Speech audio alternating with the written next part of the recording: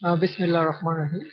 So now we would be discussing the degree of freedom of a vibratory system. So first we would do the definition of that, and afterward we would discuss a number of examples where it would be more clear to you that what is the number of degree of freedom of a vibratory system. Degree of freedom, normally denoted by DOF, it is the minimum number of independent coordinates required to determine completely positions of all parts of a system at any instant of time. So the minimum number of independent coordinates that are required to completely describe the motion of each and every component of the system at any time interval, it is known as the degree of freedom of the vibratory system. The minimum number of mathematical variables that are required to completely determine the motion of the mechanical system at any time interval is known as degree of freedom. For example, here you could see a simple pendulum. It comprised of a suspended mass through this string. This end of the string is fixed, and if we move this mass here and then we release the mass, then it would oscillate about this mean position. And in order to mathematically express this vibratory system at a simple pendulum, we would come with some notations. For example, the angle which is changing with the passage of time, the angle which the string is making with the mean position, let's say it is theta, and the distance of this mass from the mean position, let's say it is x, or the height of this mass above this fixed support, let's say it is y. So these are the mathematical terminology which we are using here in order to describe the motion of the simple pendulum. So these are actually the variables. Mathematically these are variables, because as the motion takes place, what would happen to theta? It would change. It would change from 0 to extreme position, and then in the opposite direction it would again decrease, reach 0, and again it would increase in the other direction. So simply saying theta is changing. So mathematically this is a variable. This coordinate is a variable. So we could call a variable, we could call a coordinate. Similarly, x is another coordinate which I'm expressing which I'm using to express the motion of the mass, and it is a variable. So this is a coordinate and it is changing with time. So here when the mass reaches here, it would be 0. When the mass is moving, x is increasing and it would be positive in this direction, and then it would start decreasing, it would become 0, and then it would move in the negative direction. So x is a variable. Similarly, y is a variable. When the mass is here, we would have maximum y. When the mass is moving in this direction, the y is decreasing. So all these three are variables. They are coordinates. So now, as you remember the definition, the minimum number of coordinates that are required to completely describe the position of each of the component of the mechanical system at any instant of time is a degree of freedom, meaning that the minimum number of coordinates which are required to completely describe the position of each component of the system at any time interval is the degrees of freedom. So here you could see that we have three coordinates. We have three coordinates. So now we have to check whether they are independent of each other or not. So first we would look mathematically. So just look mathematically. Let's look at here. If this is a right angle triangle, if I extend a line here, if I draw a parallel line to this line like this, then we would have a right angle triangle. And in this right angle triangle, if I say tangent theta is perpendicular by base. So the perpendicular is x and the base is y at this instant. So tangent theta is x by y, meaning that all these three, if you look at mathematically, all these three, depending on this geometry, all these three are related to each other. If you take sine theta is perpendicular by hypotenuse. So perpendicular is x by L. Theta and x are related. Cos theta, base by hypotenuse. Base is y. So sin cos theta is y by L. So y and theta is related. And all these three are related. So they are not independent of each other. So now mathematics is telling us that these three are actually, these are variables. They are changing with time. With the passage of time during the vibration, they are changing, but they are not independent of each other. So what are the minimum uh, number of independent coordinates? We could also use another method. For example, if I freeze, I'm freezing, let's say I'm freezing theta. By freezing theta, I'm keeping this fixed. Theta is now fixed here. I'm holding this mass here. So can we change x? Can we change y if I fix theta? No, we cannot change. Then x would not change for the system, y would not change with the system because they are not independent of theta. So meaning that all these three are dependent. Similarly, if I keep x fixed, I hold the mass here, I keep x fixed, then the whole system would freeze. Theta would freeze and also y would freeze. So meaning that they are not independent of each other. There are three variables. One variable is independent. One variable is actually independent, meaning that one variable is sufficient to completely describe the position of each component of the system. If we know theta, let's say if we know theta, so we could easily, let's say if I say that theta is 30 degrees, so everybody could easily say to me that this string is here and the mass would be here. If I know theta, I would know x, I would know y. Similarly, if I know x, I am saying that this x is 1 centimeter, then the mass would be here. Then I could draw the string here and I could also find y. So similarly, if I know y, I would know the other two components physically or also mathematically using sine theta, cos theta, or tangent theta. So only one variable we could make it independent. The other two would be dependent on that variable. That independent variable, the choice of that independent variable is completely on you. Whether you want to select theta as independent variable, or you want to select x as independent variable, or you want to select y as an independent variables. But there would be one independent variable and the other two would be dependent on that. So this is an example of single degree of freedom system. Also here you see slider crank spring mechanism. We have this rod. On the rod we have this slider which is moving on the rod, and there is spring which is actually the restoring spring which is bringing the which is actually keeping a force on the slider, and there is a crank. So the crank is rotating, the this slider is reciprocating on the rod, and this rod is oscillating. At this instant of time, we are using uh, this distance, the distance of the center of the this slider from the axis of rotation as x and the rotation of the crank as theta.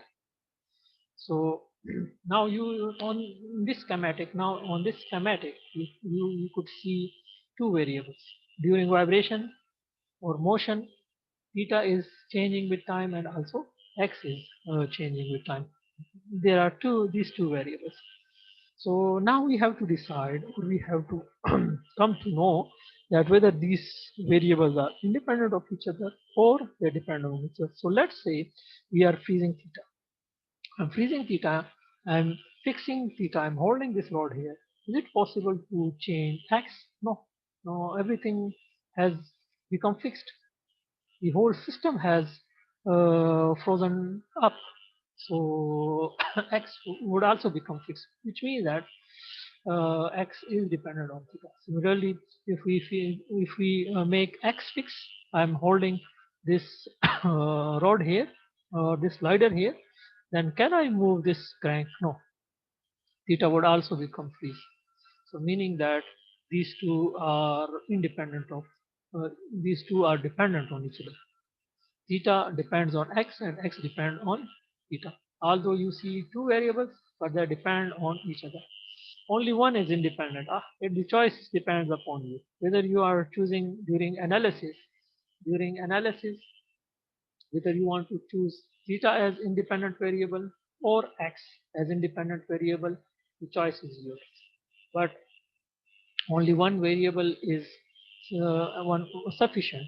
One variable or coordinate is sufficient to completely describe the position of each component of the system. If we know theta, then we could know the position of each component for the whole system. So this is a single degree of freedom system. Again here, this is a spring mass system. This is the mass which is moving on these rollers, and we have a spring. One end of the spring is connected to the mass, whereas the other end is fixed. The spring constant is K. It is also known as spring stiffness. And let's say the mass is at this instant, the mass is moving in this direction, x. So you see only one variable. This x is changing. The mass is vibrating with the pace of time. So you see only one variable. And this variable or coordinate is sufficient to completely describe the position of each component of the system. So this is a one degree of freedom system or single degree of freedom system. Here you see a torsional system. This is a rod. One end of the rod is fixed, whereas the other end of the rod is connected to the disc. If I apply a force, I rotate this disc and then release it, then this disc would vibrate about the axis of the shaft.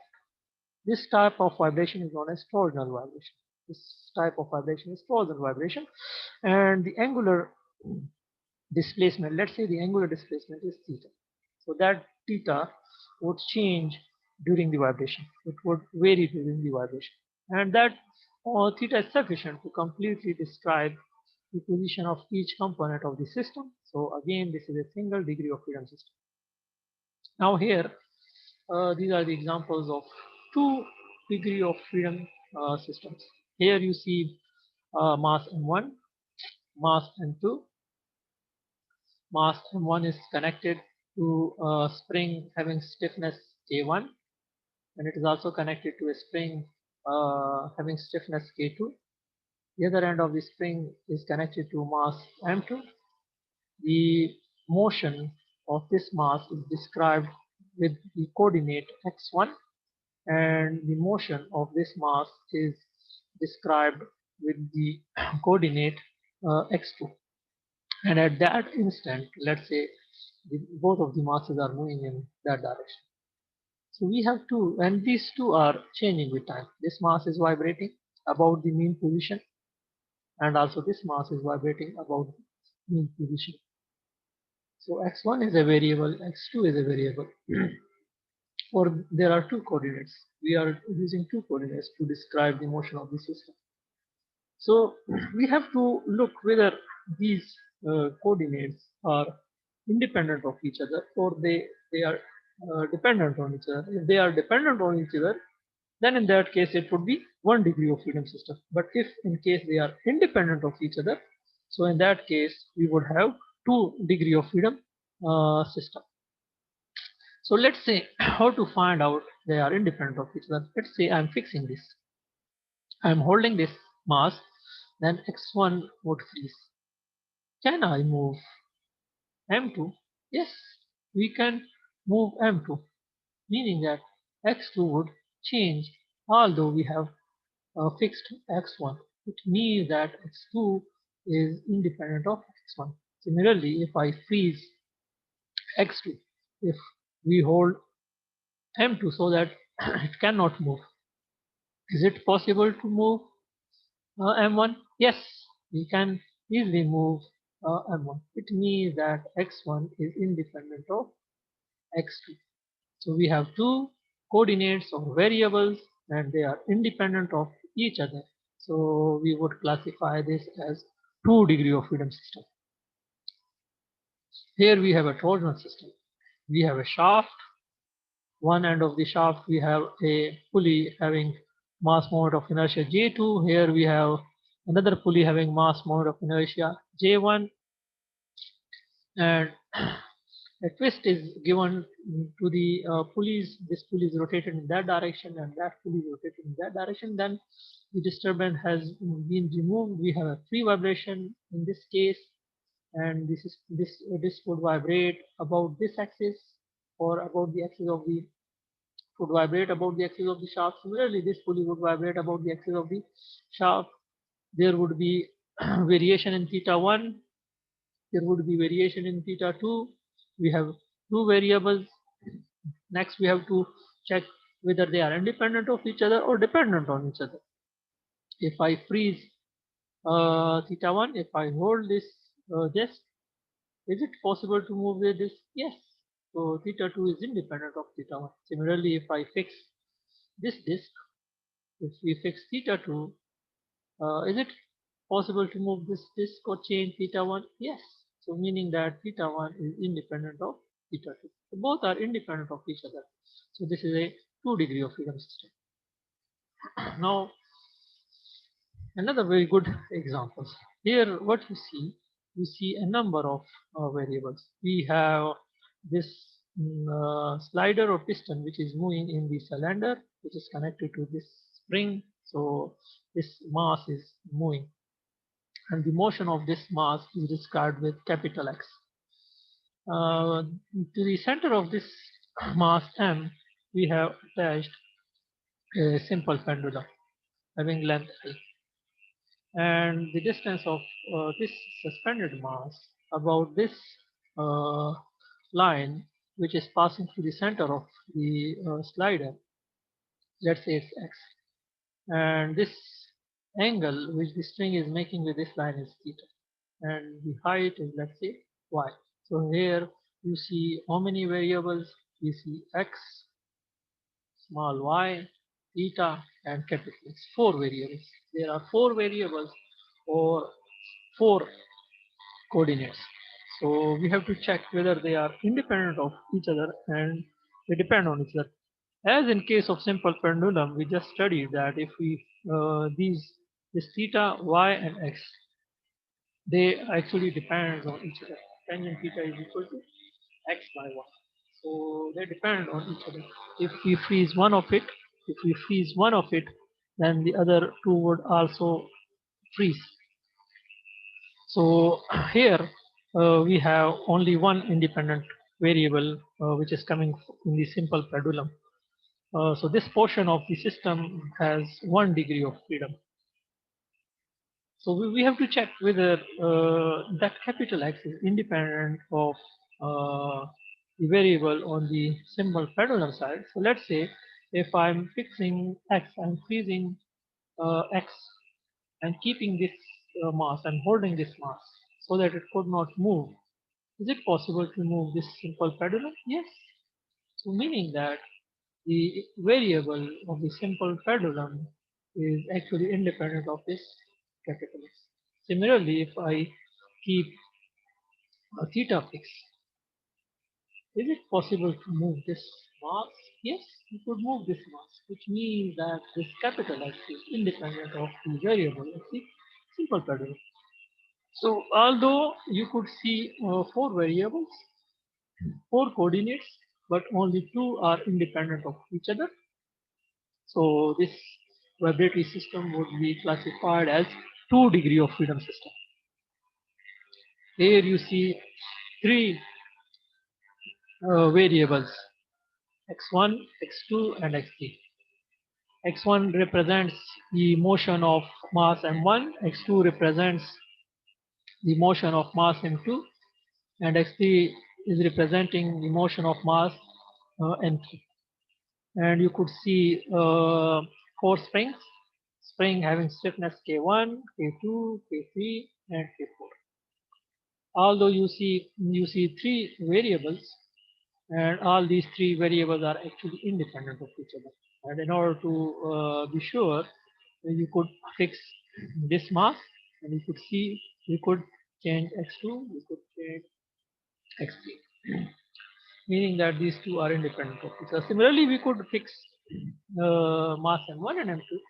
In that case, x3 could move, which means that x3 is independent of these two.